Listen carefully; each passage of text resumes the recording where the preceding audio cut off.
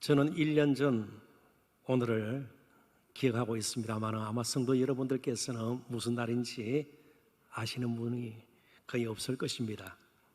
오늘은 저희 어머니께서 세상을 떠난 지 꼭 1년이 되는 날입니다. 흔히 일주기라 그러죠. 당시 저는 이 금요 성령 집회 시간에 장례식장에 있었던 걸로 기억이 납니다. 그런데 1년 후 오늘 이 시간 제가 어떻게 비대면 영상으로 금요 성령 집회를 하게 될 줄 알았겠습니까? 그 당시에 코로나19에 대해서 조금치도 저는 예측을 못했고 예비적인 지식도 없었습니다. 마찬가지로 1년 후 오늘 이 시간쯤 무슨 일이 있을지 저는 알지 못합니다. 정말 하나님만 의지하고 하루하루를 살아가는 연약한 인생일따름입니다. 똑같이 어려움을 겪고 생각지도 못했던 우환에 맞닥뜨리고 여러 가지 환난, 공경, 고초, 시험, 시련의 때를 맞이한다 할지라도 결국 우리를 차이나게 만드는 것은 누구를 의지하며 사는가 하는 것입니다. 한치 앞을 내다볼 수 없는, 하루 앞을 내다볼 수 없는 여러 가지 제약 가운데 사는 인생이기 때문에 그렇습니다. 민수기에 나오는 이스라엘 백성들의 모습을 보면 전혀 택함 받은, 부름 받은 백성들의 모습을 그렇게 쉽게 찾아볼 수 없을 것 같습니다. 얼마나 연약한지 모르겠습니다. 때로는 패역했고 마지막 가나안 땅을 눈에 앞두고는 모압 편지에서 우상 숭배와 더불어서 음행의 죄를 저지르고 말았던 그런 아주 패역한 백성들입니다. 광야 생활을 끝내고 나서도 그런 형편에 처했던 그런 모습을 볼 수밖에 없었던 그런 사람들이었습니다. 그들이 내놓을 것이 무엇입니까? 무슨 경력이 있고 이력이 있습니까? 뭔가 내올 만한 여러 가지 자격증이 있습니까? 굳이 자격증이라고 하면 벽돌을 굽는 자격증이라 그럴까요? 그들이 내놓을 수 있었던 것은 종살이 하던 경험 외에는 아무것도 없었습니다. 그런데 오늘 본문은 이스라엘 백성들에게 아주 특이한 명령을 하고 있습니다. 하나님께서는 이스라엘 백성들을 군대로 여기고 있었습니다. 오합지졸 같은 그들을 군대로 생각을 하셨던 것입니다. 좀 그런 생각을 우리가 하면서 본문 2절을 다시 한번 보도록 하겠습니다. 필요한 대로 조금 설명을 또 덧붙이도록 하죠. 이스라엘 자손은 각각 자기의 진영, 하나님의 언약궤가 담겨 있는 성막을 중심으로, 본문에는 회막으로 되어 있습니다. 하나님과 만나는 장소, 성막이죠. 그걸 중심으로 동서남북으로 세 지파씩 이스라엘 12지파가 진을 치게 되어 있었습니다. 그러니까 동서남북 굉장히 큰 군단이죠. 진영의 군기와 동쪽, 서쪽, 남쪽, 북쪽에 각각 큰 군기가 있었을 것입니다. 자기의 조상의 가문, 그 다음에 12지파가 있지 않습니까? 지파별로 가문의 기호, 또 다른 군기로 생각하면 되겠습니다. 사단기가 있고 연대기가 있는 것처럼 그렇게 생각하면 좋을 것 같아요. 곁에 진을 치되 회막, 성막을 향하여 늘 성막, 회막을 바라보도록, 혹은 조금 이렇게 해석할 수도 있습니다. 일정한 거리를 두고, 왜냐하면 이스라엘 백성들도 죄악된 인간들입니다. 그렇기 때문에 온전히 거룩하신 하나님께 함부로 가까이 나갈 수가 없는 것입니다. 제한된 사람들, 구별된 사람들, 대제사장과 제사장 무리와 레위지파 사람들 외에는 함부로 근접할 수가 없는 것이죠. 그래서 향하여 이 말을 일정한 거리를 두고 이렇게 번역하는 성경들도 꽤 됩니다. 그렇게 해석을 하죠. 일정한 거리를 두고. 실제로 여호수아서 3장 4절에 보면 요단강을 건널 때 언약궤를 맨 제사장들이 먼저 건너고 이스라엘 백성들은 뒤따르게 되는데, 그때 2000규빗 정도 거리를 두라고 말씀하고 있습니다. 2000규빗은 요즘 쉽게 그냥 환산을 하면 1km 조금 못 되는 900m 정도 되는 것입니다. 그만큼 하나님께 함부로 가까이 나갈 수 없다는 뜻이기도 합니다. 아무튼 늘 하나님을 바라볼 수 있도록, 성막을 바라볼 수 있도록, 그리고 일정한 거리를 두고 하나님이 우리와 함께 하신다는 것을 늘 확인하고 확신할 수 있도록 성막을 중심으로 이스라엘 12지파가 진을 치게 되었습니다. 이스라엘 백성들에게 진 치는 법과 그리고 이어서 행진하는 법을 가르침으로 하나님께서는 그들이 앞으로 가나안 전쟁에서도 어떻게 싸워야 할지 미리 익히게 하셨습니다. 이게 하나님의 전략이었습니다. 다른 군사 훈련을 시킨 적이 없습니다.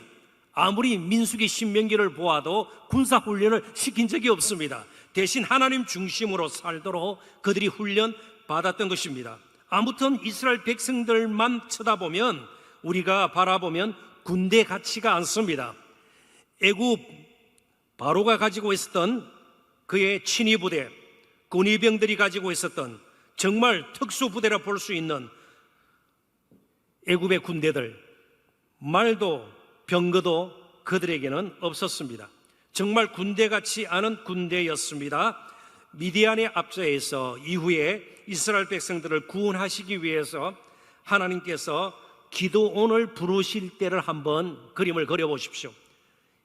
사사기 6장에 잘 나타나 있는데요, 사사기 6장 12절을 먼저 보겠습니다.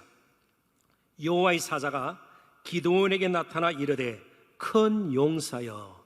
아마 기드온은 태어나서 큰 용사라 누가 자신을 그렇게 부르는 것을 들어본 적이 없을 것입니다. 그런데 여호와의 사자가 기드온을 향해서 큰 용사여, 여호와께서 너와 함께 계시도다 하매 기드온을 큰 용사로 부르고 있습니다.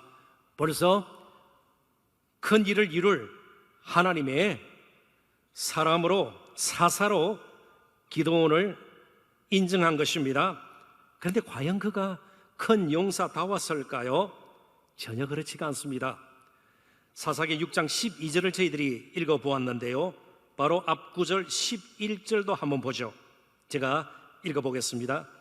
여호와의 사자가 아비에셀 사람 요아스에게 속한 오브라에 이르러 상수리 나무 아래에 앉으니라. 마침 요아스의 아들 기드온이 미디안 사람에게 알리지 아니하려 하여 밀을 포도주 틀에서 타작하니라. 몇 번 정도 우리가 이 기드온의 소심함, 옹졸함에 대해서 생각을 할 때 이 구절들이 인용되곤 했습니다. 원래 타작마당에서 밀을 까부르게 돼 있죠. 타작을 하기로 돼 있죠. 그런데 숨어서 조금이라도 자신의 생계를 유지하기 위해서, 연명하기 위해서 정말 초라한 모습으로 포도주 틀에서 타작을 숨어서 하는 기드온이 무슨 큰 용사일까요? 치사하고 옹졸하게 보이는 인물이 아닙니까? 그러나 그가 큰 용사로 불리고 또 사사로서의 역할을 감당할 수 있었던 것은 그의 됨됨이도 아닙니다. 그가 이룰 큰 일이 아니라 하나님이 그와 함께 하셨기 때문입니다. 큰 용사여, 여호와께서 너와 함께 계시도다. 여호와께서 함께 하시지 않으면 너무나도 비굴하고 비겁하고 치사한 옹졸한 인물임에 틀림이 없습니다. 그런 의미에서 이스라엘 백성들은 특별한 군대였습니다. 오늘 저와 여러분이 스스로를 쳐다볼 때에, 교회를 생각할 때에, 우리가 하는 일들을 우리 스스로 여러 가지 모양으로 점검할 때에 세상의 눈으로, 우리의 보통 사람들이 하는 그런 판단으로, 지식으로 하면 전혀 어울리지가 않아요. 늘 하나님의 관점에서 이제 저와 여러분은 성도 거룩한 무리가 되었고요, 교회는 특별한 공동체일 수밖에 없는 것이죠. 이스라엘 백성들이 특별한 군대였던 것은 그들이 가지고 있는 무기의 성능이 혹은 군사의 수가 그들의 전력이 아니었기 때문입니다. 하나님이 중심이 된, 하나님이 함께 하실 때 그들은 특별한 군대가 될 수 있었습니다.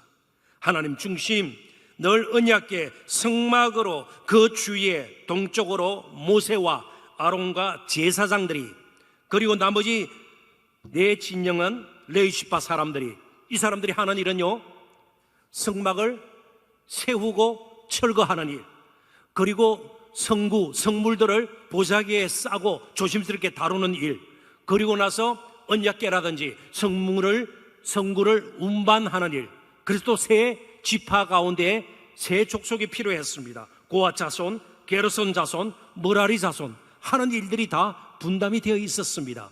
그러면서 일사불란하게 성막이 세워지고 성막이 철거가 되고 옮겨지고, 그리고 진영이 다시 차려지게 되었습니다. 이런 식으로 그들은 행진을 했습니다. 아무리 광야 생활이 혹독하고요, 정말 어렵다 할지라도 그들에게 빼놓을 수 없는, 빼앗길 수 없는 것이 성막의 존재였습니다. 그래서 그들은 하나님께 제사를 드렸고 기도했고요, 또 필요한 대로 제사장들을 통해서 하나님께서 그들 가운데 이루신 일, 특별히 애굽에서 종살이 하던 때와 하나님께서 그들을 은혜 가운데 부르셔서 어디를 향하고 있는지를 날마다 듣는 기회를 그들은 가졌습니다. 그런 훈련을 그들은 받았습니다. 자, 한번 생각해 보십시오. 성막이, 그리고 가장 중심에 언약궤가 있어요. 실제로 제사장들과 레위 지파들이 둘러싸고 있고요, 그 주위로 세 지파씩 동서남북으로 수만 명씩 되는 군대가 진을 치고 있습니다. 자, 왜 그랬을까요? 아무리 싸움이 치열하더라도 성막만큼은 무너질 수 없다, 언약궤만큼은 빼앗길 수 없다. 아닙니다. 그들의 중심에 있던 언약궤, 성막, 하나님의 임재의 상징이에요. 영광스러운 임재를 뜻하는 이 언약궤 성막이 오히려 그 주위에 있는 이스라엘 백성들을 보호해 주었습니다. 지켜 주었습니다. 화살의 방향이 달라져야 합니다. 이스라엘 백성들이 언약궤를 지킨 것이 아니에요. 성막을 지킨 것이 아닙니다. 그들 가운데 있는 성막이, 바로 언약궤가 이스라엘 백성들을 지켜주었던 것이죠. 민수기 9장 22절 23절을 또 한번 보도록 하십시다. 이틀이든지 한 달이든지 1년이든지 구름이 성막 위에 머물러 있을 동안에는 이스라엘 자손이 진년에 머물고 행진하지 아니하다가 또 오르면 행진하였으니 곧 그들이 여호와의 명령을 따라 진을 치며, 여호와의 명령을 따라 행진하고 또 모세를 통하여 이르신 여호와의 명령을 따라 각 지파 자손들이 해야 할 일들, 특별히 성막과 관련된 그런 여러 가지 일들을 제대로 할 때 하나가 되어서 함께 움직이는 것이에요. 하나가 되어서 여호와의 직임을 지켰더라. 그럴 때에 그것이 그들에게 힘이 되었습니다. 강한 군대가 될 수 있었습니다. 그들은 연약했고 자주 넘어졌지만 하나님이 중심이 될 때에, 불기둥과 구름기둥으로 하나님께서 그들을 보호하시고 인도하실 때에 그들을 정말 지켜주시는 그 하나님의 보호하심이 불기둥과 구름기둥 가운데 나타나고 이끌 때에, 그게 인도를 받을 때에, 그리고 있는 자리에서 또 주어진 일에 최선을 다해서 직임을 감당할 때에 그들은 하나가 되어서 강한 군대가 될 수 있었습니다. 동일한 원리가 오늘 저와 여러분 개인의 삶의, 가정의, 교회에 계속해서 적용이 되어져야 합니다. 힘이 우리에게서 나오는 것이 결코 아닙니다. 우리가 스스로를 지키고 보호한다 할지라도, 안전을 보장하려고 아무리 애를 쓴다 할지라도 결코 우리는 우리를 지켜낼 수가 없습니다. 하루 앞을 알 수 없는, 그래서 마치 구름 기둥이 멈추면 1년이라도 지겹지만 앞에 보이는 것은 광야밖에 없지만 눈을 떠도 동일한 광야, 또 하루가 지나도 동일한 광야, 마치 요즘 우리가 코로나19로 인해서 사는 하루하루 같을지 몰라요. 그럼에도 불구하고 1년간 멈춰야 합니다. 구름 기둥이 떠올라서 움직일 때까지 멈춰야 합니다. 무조건 달리는 것만이 능사가 아닙니다. 여호와의 명령을 따라, 인도하심을 따라 그들이 움직이고 힘을 합칠 때에 그들은 강한 군대가 되었고 어떤 문제도 능히 감당하고 이겨내고 정말 승리의 노래를 부를 수 있었고 하나님 기뻐하시는 거룩한 열매를 맺을 수가 있었습니다. 우리 또한 자주 넘어져요. 말처럼 하나님 중심으로 삽시다 사라지지 않습니다. 내 생각이 떠올라요. 내 감정이 솟구쳐 올라요. 자꾸만 내 손으로 판단을 하고 계산을 하게 되는 것입니다. 다른 사람들은 어떻게 생각할까? 그쪽으로 자꾸만 마음이 우리도 따라가게 되는 겁니다. 그래서 하나님께서 정말 우리를 사랑하셔서 불쌍히 여기셔서 사람의 손으로 만들지 아니한 성막을 친히 세우셨습니다. 요한복음 1장 14절. 정말 중요한 말씀입니다.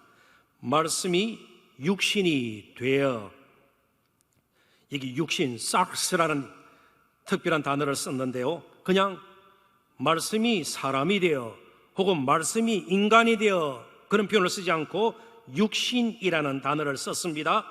이 말은 인간의 연약하고 죄악된 그리고 버려진 상태를 보다 극적으로 드러내기 위함입니다. 이런 우리 가운데 오셨다는 겁니다. 이런 우리의 비참함과 초라함과 피곤함과 앞을 한치도 볼 수 없는 캄캄한 가운데 하루하루를 정말 어렵게 살고 있는 우리를 위해서 그분이 우리와 함께 하시기 위해서 육신을 입고 우리 가운데로 오셨다는 것입니다. 육신이 되어 우리 가운데 그 하심에, 놀라운 단어를 쓰고 있습니다. 그 하심에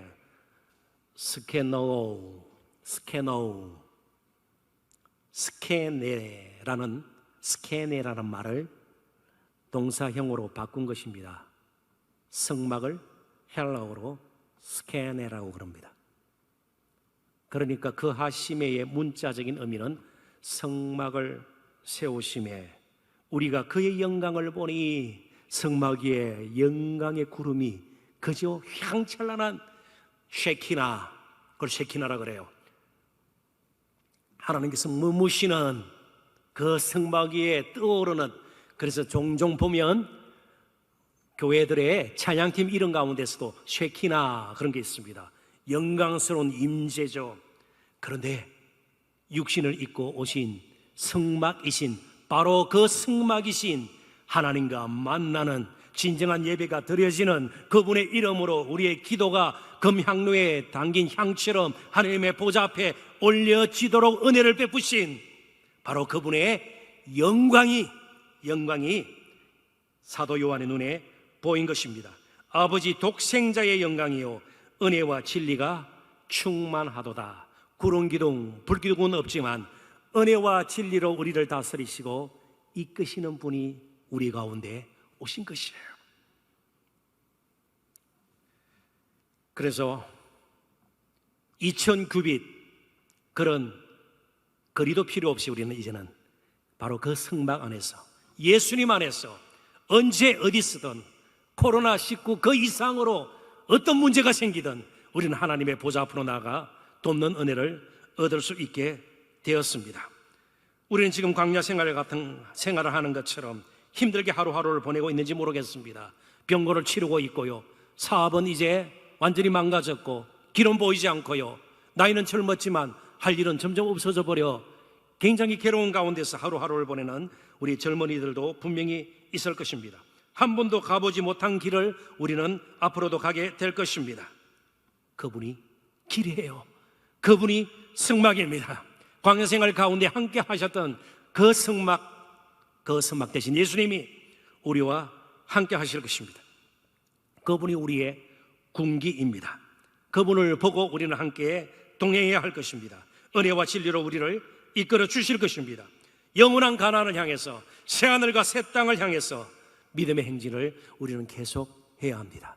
예배가 다시 살아나야 합니다. 기도 운동이 우리 가운데 일어나야 합니다.